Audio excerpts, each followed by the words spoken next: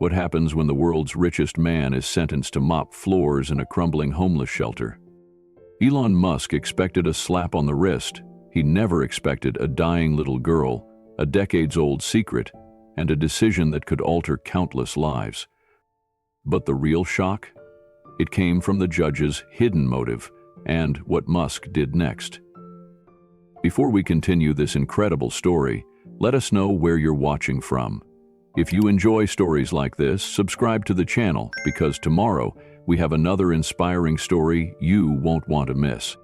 The courtroom was uncomfortably warm and Elon Musk could feel the weight of 100 eyes pressing down on him. Cameras clicked softly in the back rows, the soft hum of tension lacing the air like static. He tugged at his silk tie, navy blue, his usual color of calm, and tried to ignore the smirks and whispers. He had been here before, more or less. Public outrage, a government slap on the wrist, some press frenzy. He paid his fines, issued a dry apology, and the world moved on. That's how these things went for people like him. But today felt different. "All rise for the Honorable Judge Loretta Palmer," the bailiff barked. The courtroom shifted like a living thing as everyone stood. Musk rose slowly, confidence intact but curiosity sharp. His legal team had warned him about Judge Palmer. Unpredictable, they said, principled to a fault. But Elon was used to unpredictable. He had stared down rocket explosions and regulatory hearings. What was one more judge? Then she walked in. Loretta Palmer didn't glide like some judges did. She marched, no robes flaring theatrically, no gentle smile to soften the blow. Her gray-streaked bun was knotted tightly, her black eyes scanning the room with razor precision. She sat, spine straight, and glanced directly at Musk. "Be seated," she said, her voice cutting through the room like a blade. A shuffle of bodies followed. Musk sat, his lawyers tense on either side.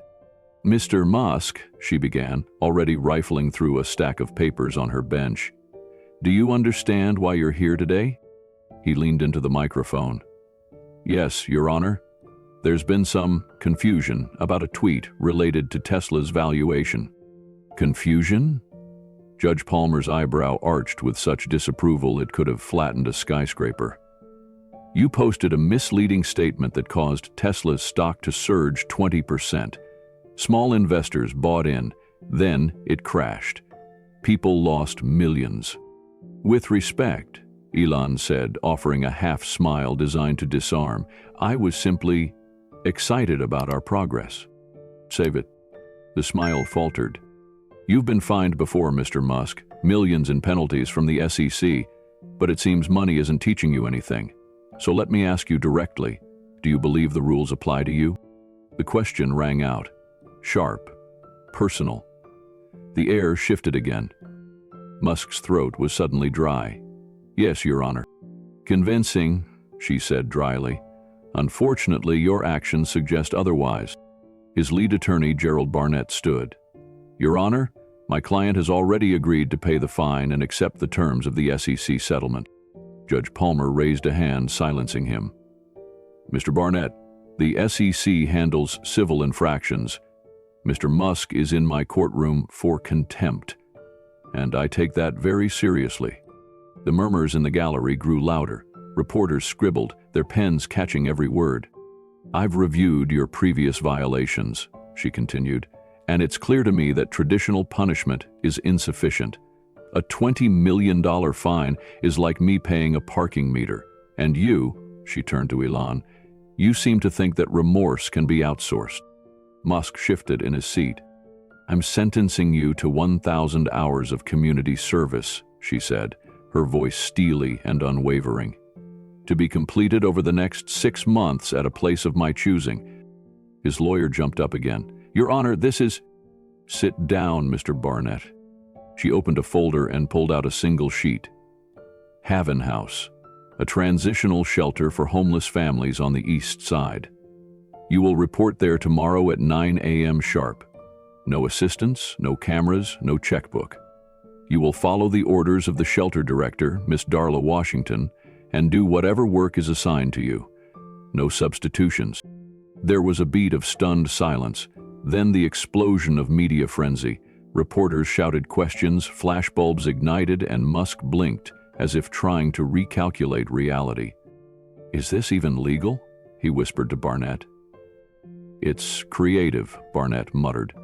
"But she's got jurisdiction." Judge Palmer stood. "Mr. Musk, you claim to want to change the world. Let's see how you do when the world isn't made of tech conferences and Teslas." Court adjourned. The gavel slammed down like a door being shut. Musk sat frozen, stunned, as the courtroom erupted. In all his years navigating chaos, this was a first. He couldn't buy his way out, couldn't talk his way around. He was no longer the master of his environment. And as Judge Palmer turned and walked away without so much as a backward glance, Elon Musk knew, somewhere deep and uncomfortable, that something had just shifted. Something big. The next morning, Elon Musk stepped out of a plain silver sedan in front of a 3-story brick building that looked like it belonged to a different century. Haven House. He checked the address again. This couldn't be right. The windows were streaked with grime, the paint peeled like dead skin, and the faded sign above the door looked like it hadn't been touched in decades. The neighborhood was quiet. Too quiet. No security detail. No glass walls. No gleaming chrome. Just cracked pavement and the slow hum of city weariness. He adjusted his collar and stepped inside. The scent hit him first. Bleach, old carpet, and something warm cooking in the distance. A woman sat behind a cluttered desk, sorting papers with the rhythm of someone who had no time for nonsense. She looked up, her eyes narrowing behind thick glasses. "Elon Musk," he said, offering a hand. The woman stood slowly. She was shorter than he expected, but there was power in the way she moved, like she carried the weight of 1,000 stories. "Darla Washington," she said, shaking his hand briefly. "I run this place. I'm here because—" "I know why you're here," she cut him off. "Judge Palmer called, said you needed to learn something. Let's see if she's right." Elon smiled politely. "Look, I know this is unusual, but I'd be happy to help financially. Donate." "Money's always welcome," Darla said, folding her arms. "But that's not why you're here. You're here to work. That means no checkbook, no assistance, and no special treatment." Elon blinked. "Surely there's something more productive I can—" "Nope." She walked over to a supply closet, pulled out a mop, and handed it to him like a sword. "First floor bathroom. Floor's a mess, buckets in the closet. When you're done, come find me in the kitchen." He stared at the mop like it was an alien artifact. "I haven't cleaned a bathroom since college." "Then you're long overdue," she said, already walking away. He stood there frozen, mop in hand, wondering how on earth this was his life now, when a small voice broke the silence. "Are you really the Rocket Man?" He turned. A little girl with dark braids, wide brown eyes, and a missing front tooth stood on the staircase, staring at him with awe. "Elon Musk," he said with a small smile. "And you are?" "Zoe Jenkins," she beamed. "I saw your rocket video on M. Rivera's phone. They go up like whoosh and land like thump." She flailed her arms for emphasis. Despite himself, Elon chuckled. "That's about right. Can I see a rocket?" "Zoe!" a woman's voice called from upstairs. Maya Jenkins descended, holding a laundry basket. She was young, sharp-eyed, and clearly exhausted. Her gaze landed on Elon, unimpressed. "So you're the billionaire doing community service?" He extended a hand. "Elon, and you must be—" "Maya, Zoe's mom." She didn't take his hand. "Well, I'm just here to help." She raised an eyebrow. "Uh-huh. Zoe, come on, breakfast." "But Mom, he's the Rocket Man."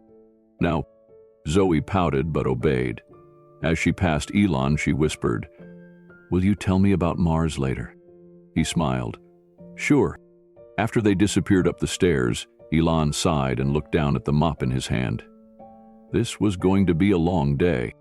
2 hours later, his back ached, his hands were raw, and his ego had been mopped right along with the tile. He found Darla in the kitchen chopping onions with a precision that bordered on aggressive. "Bathroom's clean," he muttered. She didn't look up. "Good. Go down to the basement. Leak in one of the pipes. Henry will show you." "I'm not exactly a plumber." "No one here is," she said. "But you're smart. Figure it out." The basement was dim and damp. A man in worn clothes waved him over. "Pipe burst again. We usually patch it with duct tape and prayer." Elon crouched beside the pipe. "This whole system needs replacing." The man chuckled. "So do we." As Elon worked to stop the leak, he listened. About how Haven House operated, how families stayed for 3 months, how they scraped together dignity with pennies and patience. He was silent for a long time. Later, as he left, Darla called out, 9:00 a.m. tomorrow. "Don't be late." He looked back once at the old brick building, the faded sign, the peeling paint. And all he could think about was Zoe. 3 weeks passed, and Elon Musk fell into a rhythm that no one, including himself, could have predicted. Mornings at Haven House, mop in hand or wrench beneath a sink. Afternoons in Zoom meetings, his laptop balanced on folding tables, trying to steer billion-dollar companies while soup simmered in the background. Evenings back at his estate, where the silence felt louder now. His luxury home, with its voice-activated lights and perfectly manicured solitude, felt sterile compared to the laughter echoing in the Haven House hallway, or the sound of Zoe's squeaky shoes as she ran to show him another drawing. Today, Elon arrived early, holding a small cardboard box filled with colorful children's science books. He'd remembered Zoe's endless questions about rockets and robots, and something inside him, something he couldn't name, wanted to feed her curiosity. As he entered, the lobby was unusually quiet. "Spaceman!" Zoe's voice broke the silence.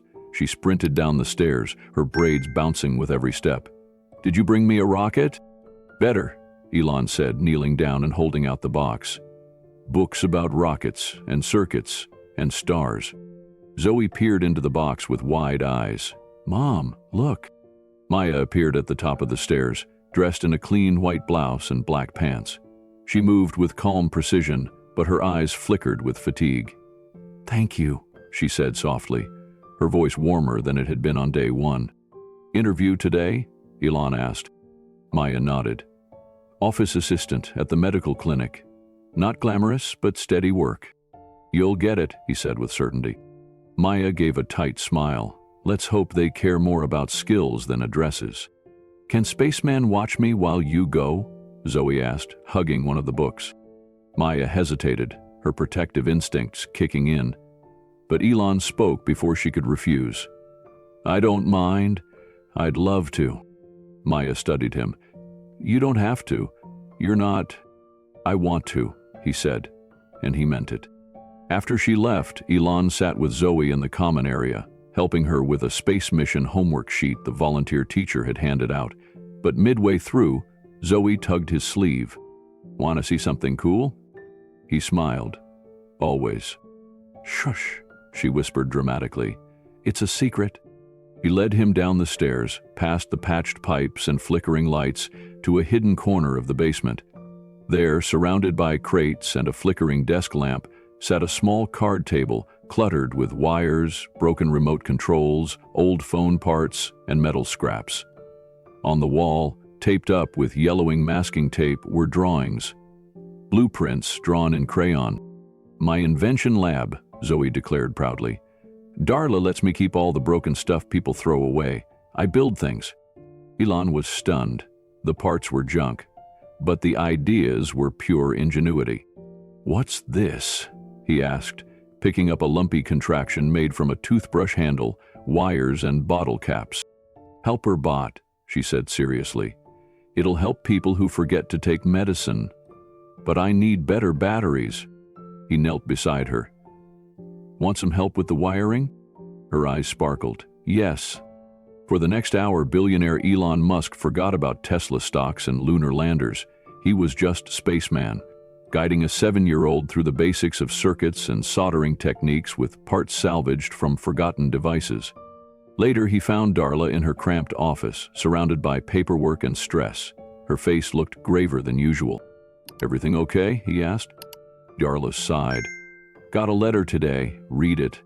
He scanned the page, and his stomach dropped. "Notice of eviction, 30 days. "What?" Elon whispered. "Who's doing this?" "VentureMax Development. Some tech firm buying up the whole block for a new corporate campus. They finally acquired the last property, which is us."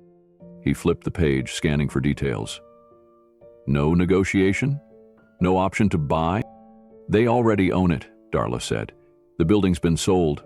The new owner's not interested in preserving a shelter." "Who sold it?" "Longtime landlord, 82, moving to Florida, said it was time to cash out." Elon's mind raced.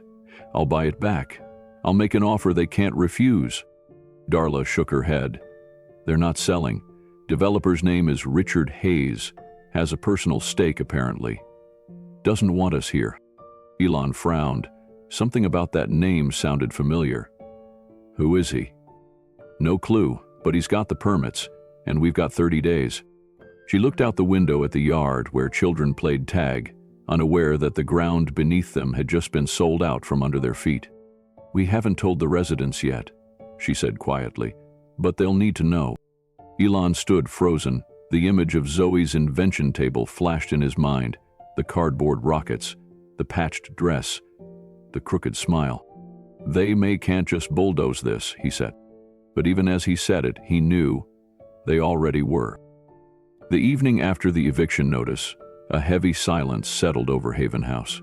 Word spread faster than anyone could prepare for. Children sensed it in the tension on their parents' faces, in the quiet that replaced laughter in the halls. Some families began quietly packing what little they owned. Others whispered fears behind closed doors.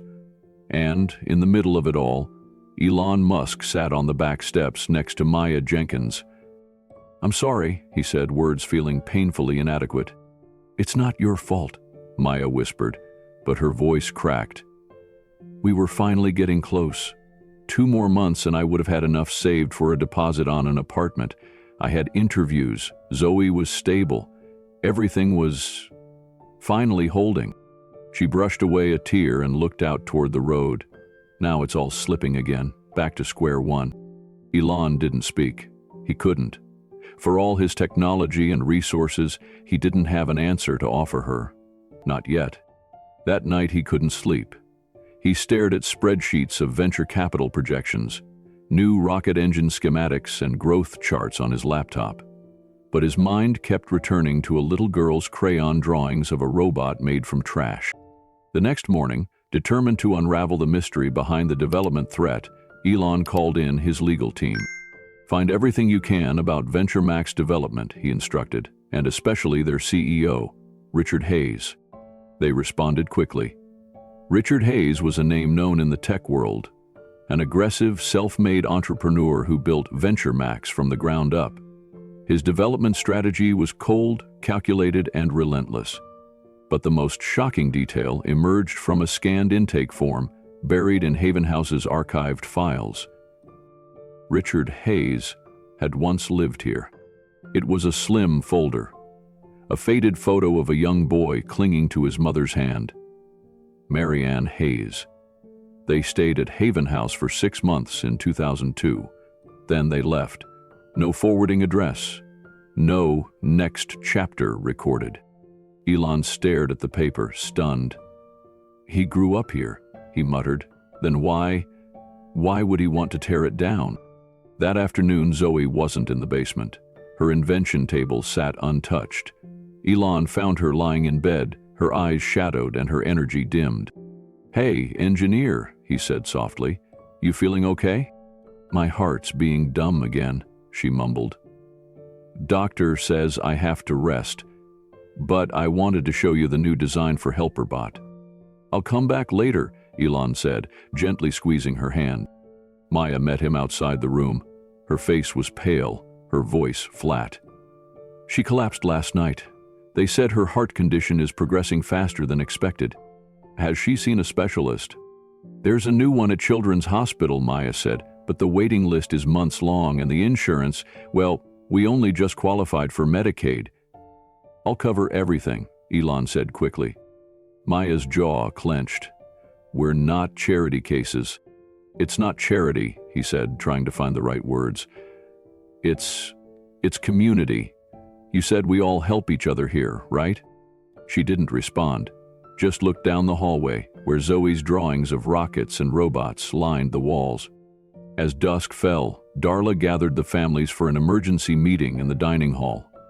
Elon stood quietly in the back, watching faces fall one by one as she broke the news. The building was being sold. The permits were approved. Venture Max had refused all offers. In less than 30 days, everyone here would need to find somewhere else to go. A father asked where his kids would go to school. A grandmother asked what would happen to her medications. A single mother clutched her toddler and whispered, "I have nowhere to go." And Maya, silent at first, stood and asked one simple question: "How do we save this place?" No one had an answer. Elon stepped forward. "We don't give up," he said. "Not yet." The next morning, he met with his investigators, architects, and real estate team. They reviewed the Haven House lease and uncovered something curious: a clause buried in the original property deed. A reversion condition. If the property was no longer used for community benefit, ownership could revert to the donor's heirs. It was a legal long shot, but it was something. Meanwhile, Elon couldn't stop thinking about Richard Hayes, the connection, the anger, the vendetta, and that single image of the boy from the intake form staring blankly at the camera beside his mother. He picked up the phone. "Get me Hayes," he said. The assistant paused. "Mr. Hayes doesn't take unscheduled calls." "He'll want to take this one," Elon said, his voice calm but firm. "Tell him Elon Musk wants to talk about Haven House." A silence. Then, "One moment, sir." The line clicked. Then, unexpectedly, a voice. Cool, clipped, familiar. "Musk," Hayes said. "I was wondering when you'd call." Elon took a breath. "We need to talk." And for the first time since this battle began, the real story was about to surface. The following morning, as sunlight filtered through the cracked blinds of Haven House, Elon Musk sat alone in the old computer room. Dust clung to the decades-old tower, its fan wheezing like an asthmatic runner. Darla had warned him earlier, "If this thing dies, we lose 20 years of records." She wasn't exaggerating. The entire history of Haven House, every intake form, donor list, and building document lived on that fragile hard drive. He leaned in, unscrewed the tower, and gently cleaned its clogged components. When the machine finally sputtered to life, Elon let out a breath. "Not today," he whispered. He plugged in a portable drive and began transferring files. Among them was a folder labeled Property History. Inside, brittle scanned documents told the story of a dream, one that had nearly been forgotten. Newspaper clippings from the 1990s described grand plans for a Silicon Valley East. The area where Haven House now stood was meant to be the crown jewel of a tech corridor, but the dream died with the dot-com crash. That's when something caught his eye, a clause buried deep in the original deed. The land had been donated by the Westfield Foundation, with the specific stipulation: if the land was ever used for commercial purposes, it would legally revert to the donor's heirs. "Elon?" Darla peeked in. "You've been in here 2 hours. I think I just found a way to stop Hayes." Downstairs, he headed to the basement, needing air, space to think. As he passed Zoe's invention corner, he noticed something strange: a rusted door, partly hidden behind an old shelving unit. He pushed it open. Inside was a small, windowless room filled with boxes of water-damaged records. But in one newer filing cabinet, something stood out: a manila folder marked 2002, Hayes, Marianne, and Richard. He opened it carefully. There it was, a faded intake form, emergency contact details, notes from social workers, a child's crayon drawing of a rocket labeled "To Mom." His throat tightened. Marianne Hayes had found work as a receptionist shortly after their stay, but lost the job within 6 months. The notes revealed she had reapplied for readmission to Haven House, but the shelter was full. 2 months later, she died. Hypothermia. Exposure. Found in a doorway 6 blocks from here. He snapped a photo of the folder and replaced it gently. When he returned upstairs, his hands were shaking. He found Zoe curled up in a corner of the common room, sketching in her notebook. Her face was pale, but her eyes lit up when she saw him. "I figured it out," she beamed. "Helperbot needs tracks like a tank. Wheels keep getting stuck." Elon sat beside her, his voice quiet. "You're brilliant, you know that?" "I just think a lot," she shrugged. "Mom says my heart might not work right, but my brain sure does." He chuckled. "That's true." "Will we still have a place to build robots?" she asked, her tone suddenly serious. "After we have to leave?" Elon hesitated. "We're trying to figure that out." "Promise?" she asked. He looked into her eyes, so full of trust despite the fear she was too young to articulate, and nodded. "Promise." That afternoon, Musk returned to his office and called his legal team.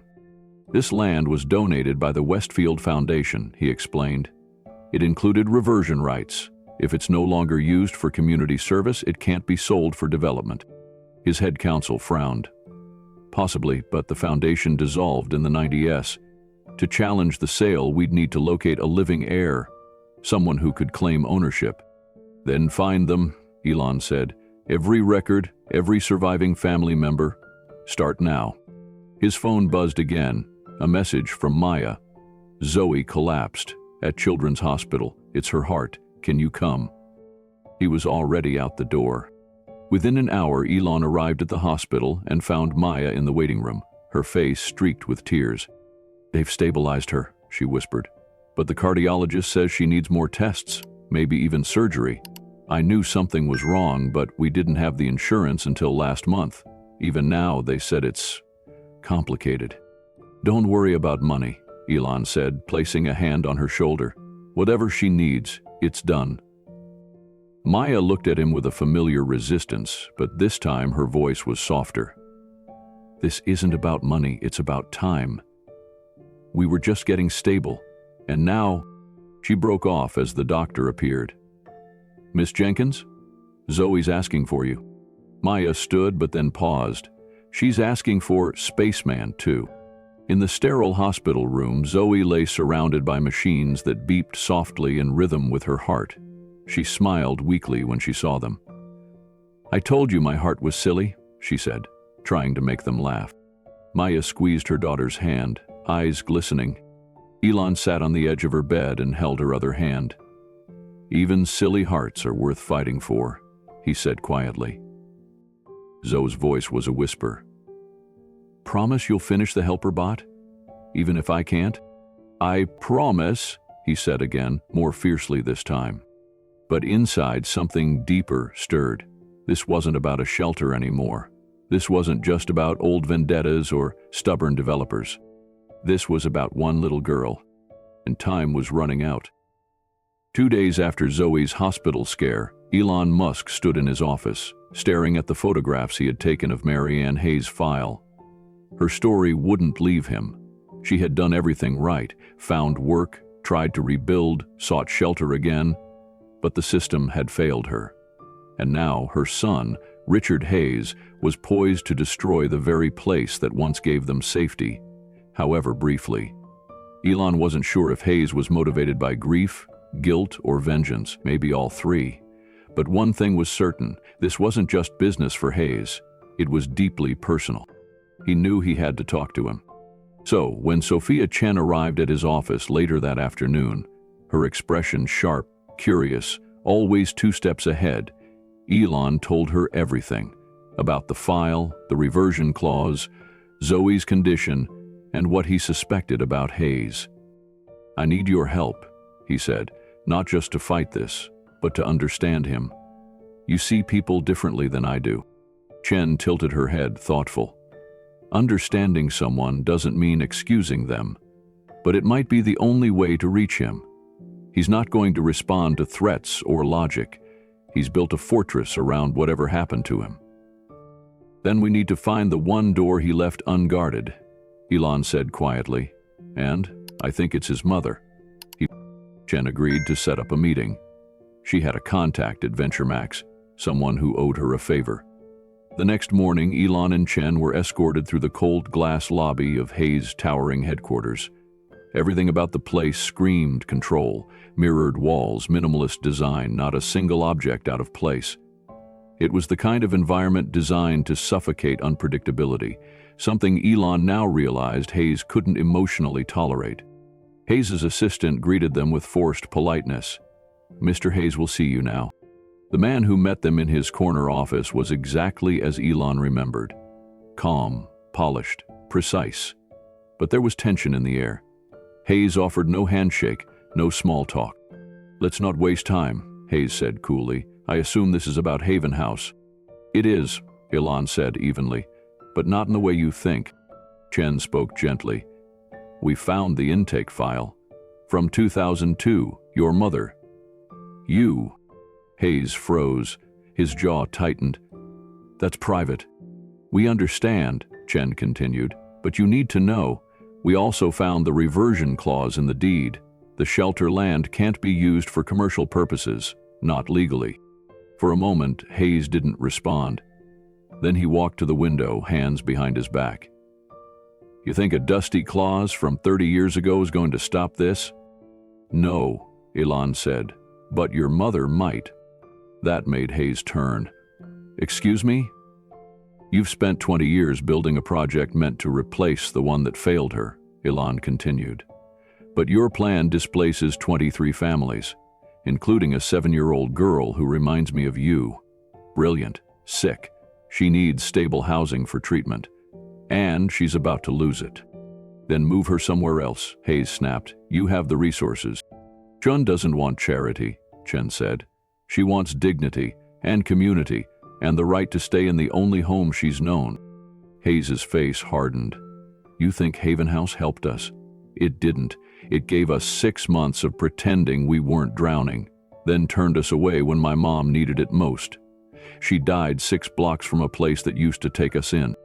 "No one's denying the system failed," Elon said, "but maybe Haven House wasn't the villain. Maybe it just didn't have enough to give."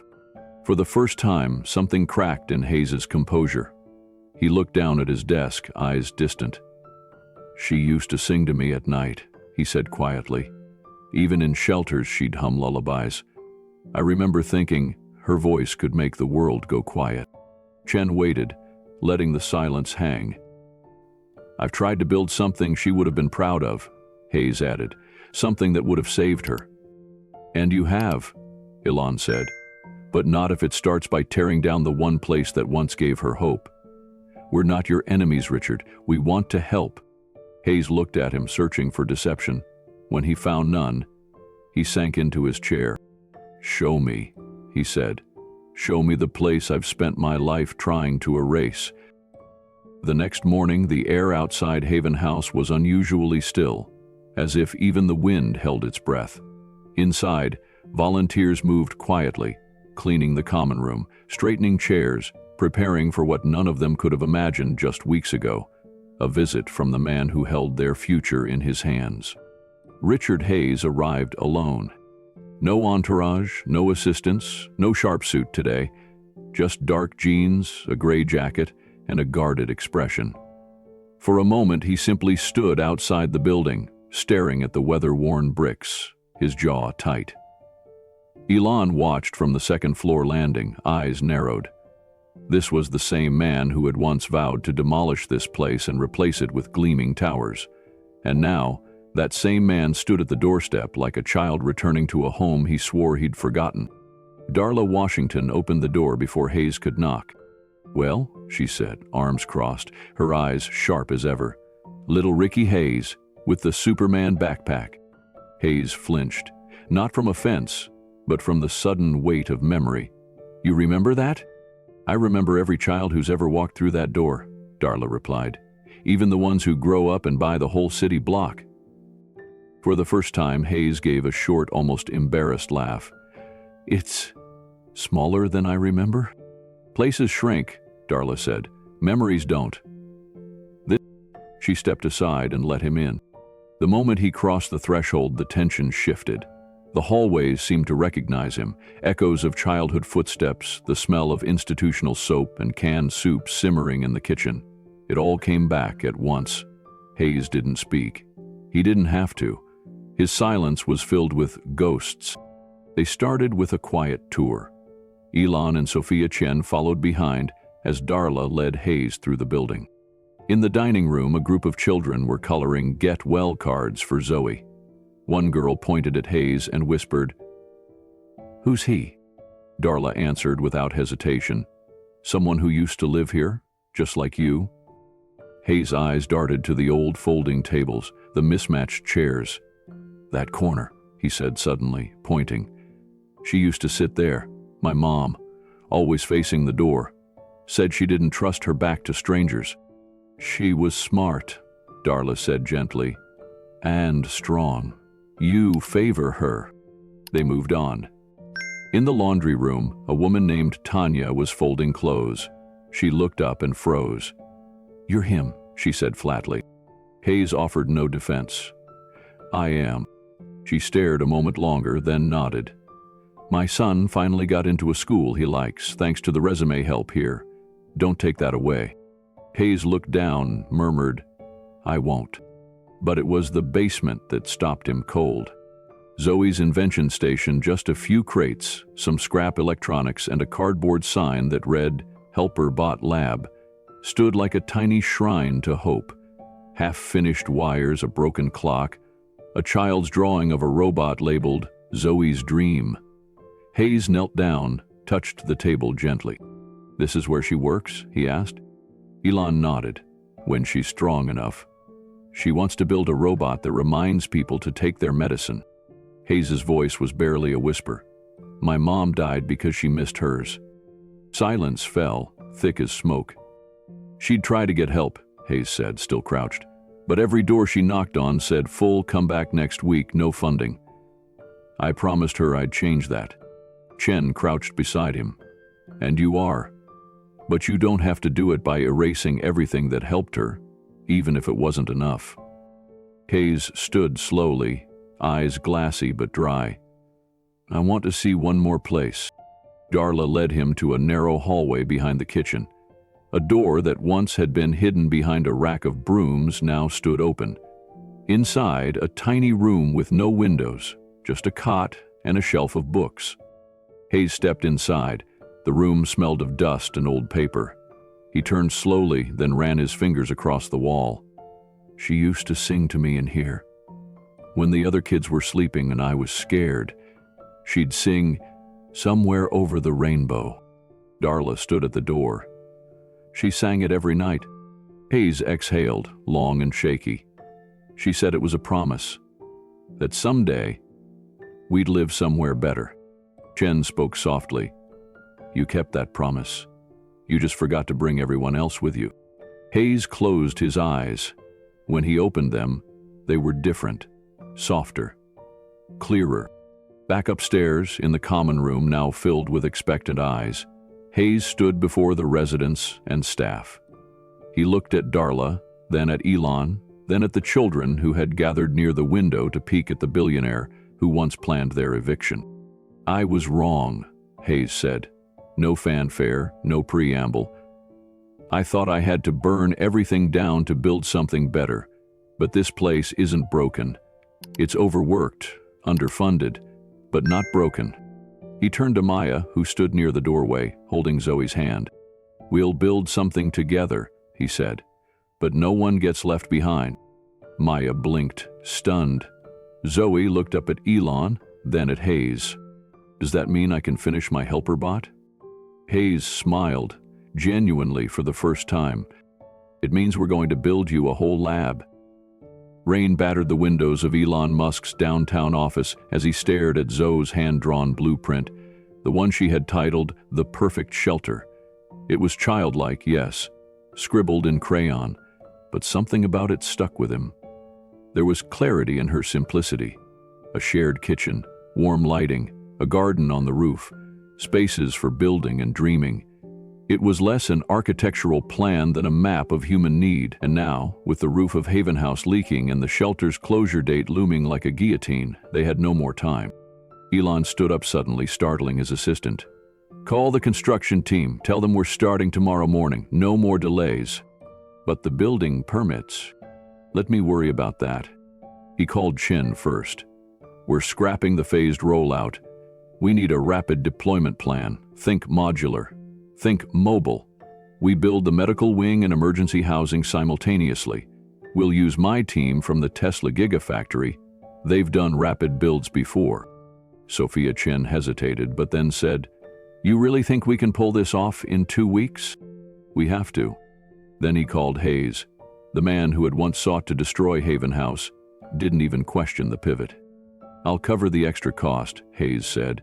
"I've already called the city. I'll pull whatever strings I have left." That night, Elon drove out to the vacant lot where the new shelter would rise. He stood there in the rain, coat soaked through, imagining walls where there were only puddles. He thought of Zoe, hooked to machines, fighting her little heart's war. He thought of Maya, trying to be mother, nurse, teacher, protector all at once. He thought of Darla, who dedicated her life to building something the world refused to fund. It wasn't just about blueprints anymore. It was about promises, about lives. By sunrise, bulldozers were clearing the lot. Construction trailers arrived by noon. Modular walls, prefabricated plumbing, portable HVAC, every inch calculated and precise. Elon stayed on site in a hard hat, directing logistics like a general in battle. Hayes coordinated permits from City Hall. Chen oversaw the technology systems, already prototyping health monitoring devices that could alert nurses when someone in the shelter missed a dose or skipped a meal. The media caught wind within days. Elon Musk building futuristic shelter in record time. Former enemies joined forces to save homeless families. But none of the cameras captured the most powerful image. Zoe, still pale from her hospital stay, sitting in a wheelchair under a canopy, watching the walls of her perfect shelter go up. Maya rolled her daughter closer to the site as she whispered, "They're building your dream, baby." Zoe blinked slowly. "Will it be ready before my surgery?" Elon crouched beside her. "We're moving heaven and earth to make sure it is." Every hour mattered now.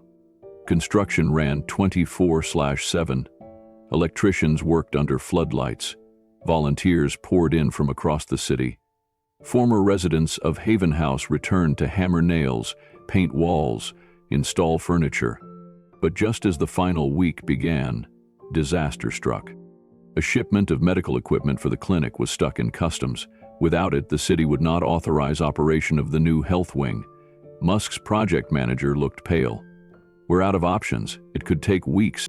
Musk stared at the logistics screen for 2 full seconds, then said quietly, "We fly it in." "Sir, I'll send one of our Falcon 9 cargo planes, reroute from the Nevada base. We pick it up and bring it here within 24 hours. But that's not usual protocol. Neither is this shelter. 23 hours later, the equipment landed. The clinic passed inspection within the day. The shelter was ready. Warm lights flickered on across the New Haven House campus. Fresh bedding, clean air. A real lab for kids like Zoe. A health center staffed by 2 full-time nurses and 1 rotating doctor. A garden was already being planted on the rooftop by volunteers. Zoe's invention table sat in the center of the children's room, fully stocked with tools. Above it hung a sign, Helper Bot HQ. On the eve of Zoe's surgery, the residents held a quiet ceremony in the new common room. No cameras, no press. Just families, some holding candles, some holding each other. Maya stood up, her voice trembling. "We came here broken. Now we leave as builders, not just of homes, but of futures." Then Zoe, frail but radiant, turned to Elon. "You kept your promise." Elon, known for grand speeches, simply nodded. "So, did you?" The next morning, Zoe's surgery began. Elon waited outside the operating room with Maya and Darla. They said nothing, just sat, watched the clock, prayed. After 5 hours, the surgeon emerged, mask lowered, eyes crinkled with relief. She made it, she's strong. Her heart's going to be just fine. Maya wept. Elon closed his eyes, finally exhaling. Darla whispered, "A new shelter, a new chance, and now, a new heartbeat."